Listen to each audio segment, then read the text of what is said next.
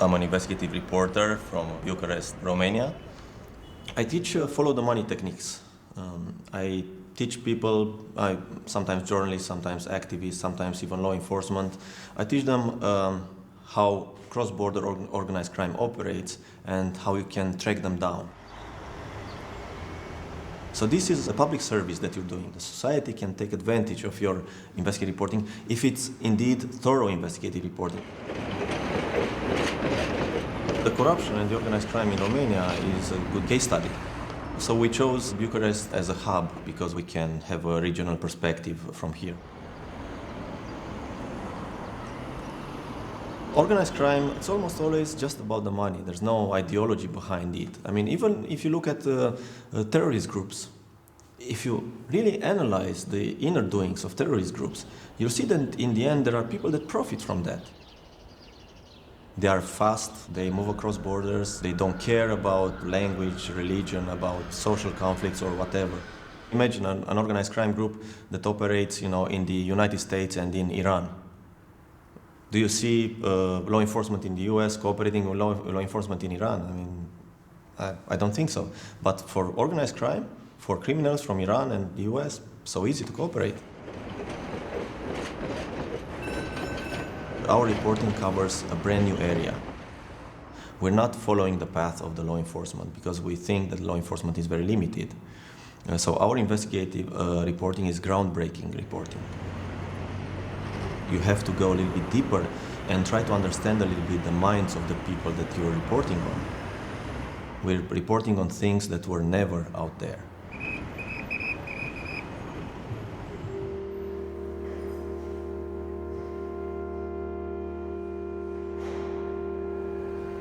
We investigated a group of assassins, killers for hire. This actually started with this person called Vitalie Proga, who was now arrested in Moscow, who shot with a Kalashnikov 7 times this innocent person in Bucharest. It turned out the same person was wanted for this other assassination attempt that occurred in the spring in London. We started digging around and we found out from our reporters in Moldova that in '98 he was convicted to life in jail because he killed 2 women. But despite being convicted for life, he was released from prison. He moved across borders. He went to the UK, he came into Romania and all this. He kind of moved easily. It occurred to us that it would be very useful to get these border logs. We could find there the dates when he left the country, the dates when he entered the country, and the vehicle that he used. These cars were registered on 2 Romanian commercial companies. We got the names of the people involved, and to our surprise, those people were also charged with assassinations. These were ruthless killers that would kill people, burn them, and bury them in the woods. We were able to show for the first time that these guys are all connected. Starting with bits of information, we were able to map their comings and goings, and then by following the money, we were able to connect them together.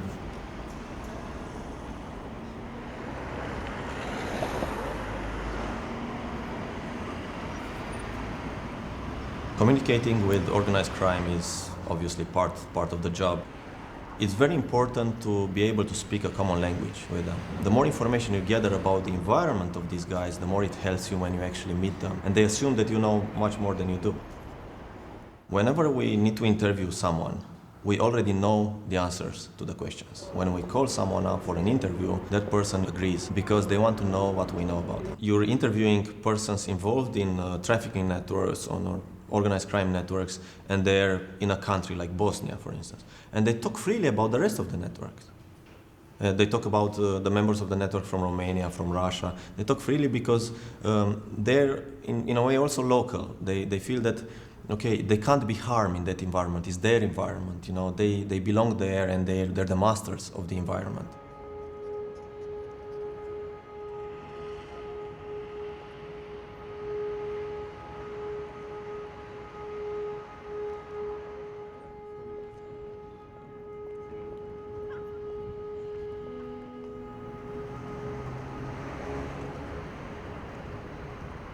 We're always trying to piece the puzzle together via public information. And there's a wealth of public information there. It can start in a village in Azerbaijan, in this village called Chovdar, where the villagers are very unhappy. And they're unhappy because there is a company that came and started to mine for gold. Now, the company that came there cut one of the water supplies to the village, and this is a problem to the villagers. And they're blaming this on the Inglis. This is how they call the Englishman, because they know that one of the companies operating there is actually a company from Great Britain. The company is called Globex International LLP. But if you look at the ownership of this company, you'll find out that the company is owned by 3 other companies from Panama. If we look further, we'll find out that the companies in Panama are owned by the 2 daughters of the president, of the first family of Azerbaijan. By investigating locally, we'll find out that the Chovdar gold field was awarded to this consortium of companies by the president himself on his signature. So he signed this decree awarding these lands to these companies to explore and to exploit the gold there. Now, the persons that interest us are Leila Alieva, Arzu Alieva, they are the 2 daughters of the president, and the third one is Mehriban Alieva, who's the wife of the president. But maybe there are some other businesses. And I just searched it. There are no less than 2, 4, 6, 10 companies. All these companies have some interest back in Azerbaijan. So this is a case where a president of a country, the country being Azerbaijan in this case, is using his power in order to award his own family with private businesses.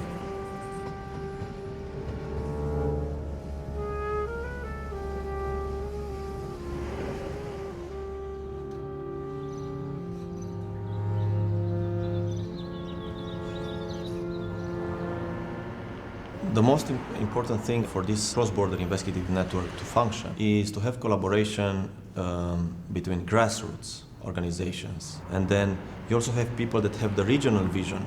There's a need for this intelligence to flow freely across borders. It's about the reporter working with hackers and with activists.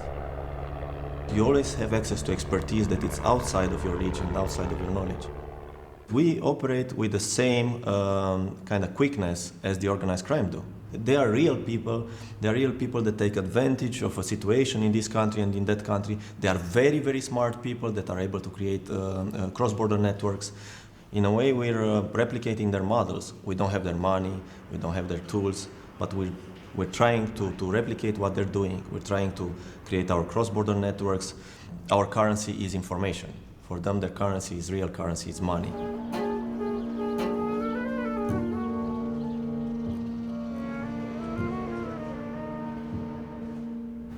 We started mapping the phenomenon. We saw that there's so much money, left and right, and lots of this money cannot be explained in any way. What we found was this platform that we dubbed the proxy platform that was used by various criminal groups. Vietnamese organized crime, Russian and Eastern European organized crime groups, Mexican drug cartels. And these companies were created with this sole purpose to assist these people in laundering their money.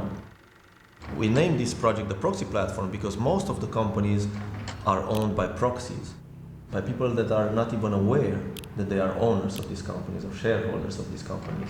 Tormex is a company that was created in New Zealand, and Tormex was used by Mexican drug cartels, by the Sinaloa drug cartel, to launder money. One businessman from Romania contacted us and said, look, this Tormex company, I have a litigation with it. And in the court case, there were all the banking records of this company, Tormex, that was a company from New Zealand, but had the bank accounts in Latvia, in Riga.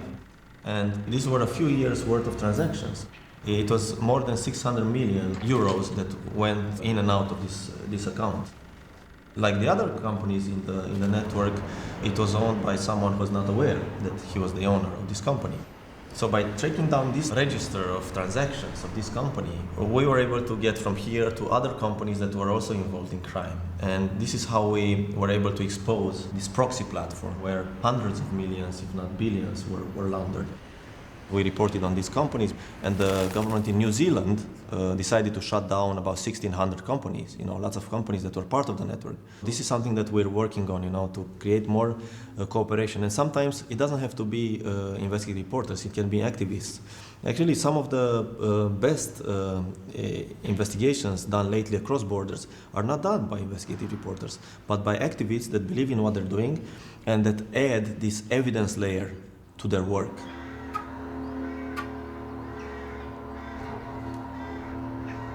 We investigated this horse meat scandal, and we had to investigate it. We felt there's something else there. We were able to completely shift the story. When it was reported by the European press, this was a story of outrage because people were eating horse meat instead of beef. But when we investigated this, we investigated the money behind it. We followed the money again. We found out that the trading in meat was done via an offshore company, drop trading, based in Cyprus. The company in Cyprus was owned by this other company in the British Virgin Islands called Hermes Guardian Trading. And Hermes Guardian and the company in Cyprus were a part of this bigger group of companies involved in many, many other non-transparent deals, including privatization of steel mills in Ukraine. What we found out was that there is this hidden layer, even in the food industry. So that Europeans, they don't know who's putting the food on the table. In this case, people didn't die because of it. But there might be that at some point there's going to be some food that is not going to be very healthy, and people might get sick because of it. And there will be no one to point fingers at.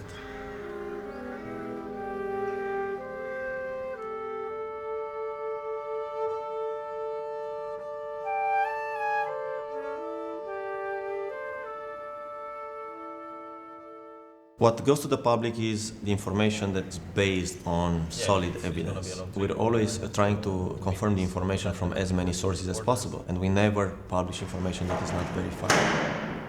We're receiving very often, actually, letters from the lawyers of criminals that we're exposing, and those letters are very threatening. We're very happy when we're receiving such letters. We're investigating organized crime and corruption. And those people know that they're on the wrong side of things. When we call them at first, we give them a flavor of what we know. We'd like to talk to you about this company from the British Virgin Islands. And they are suddenly like, how do you know about this company? And we start from there. So they want to know how much we know.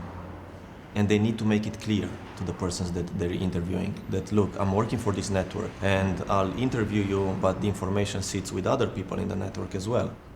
So they realize that harming you will not do any good to them, because they won't get rid of the story. Whenever you meet someone who's dangerous, you should always have a surveillance on you. Your colleagues coming with a long lens and take photographs. The person that you're interviewing might try to bribe you. They can just shove an envelope into your pocket and then call the police, and might say later that they actually bribed you. You can have a recording device on you that transmits outside. You can leave your phone open, Sometimes we're using GPS trackers with our reporters. We also take into account the fact that we're not able to see all the threats that might come our way. It's impossible. And then there's also the litigation risk. Because we're operating across borders, we can be sued in various jurisdictions. And in this case, the best defense is the truth. The moment you base your investigative reporting on clear facts, on documents, you can always show that you did very thorough work. You didn't start with the intention to ruin someone. You just want to do good for the public. By working on follow the money issues, we also realized that sometimes our reporting is too heavy. And this is how we came about creating this new tool, which is called the Visual Investigative Scenarios, or VIS. So this tool is going to enable researchers, activists, investigative reporters, whoever wants to follow the money. You're mapping, basically. It's a mapping system. From this, they're going to get inspired to search for the politicians of their country. I mean, we're creating this to make the story better, basically, to be able to say a lot with just graphics.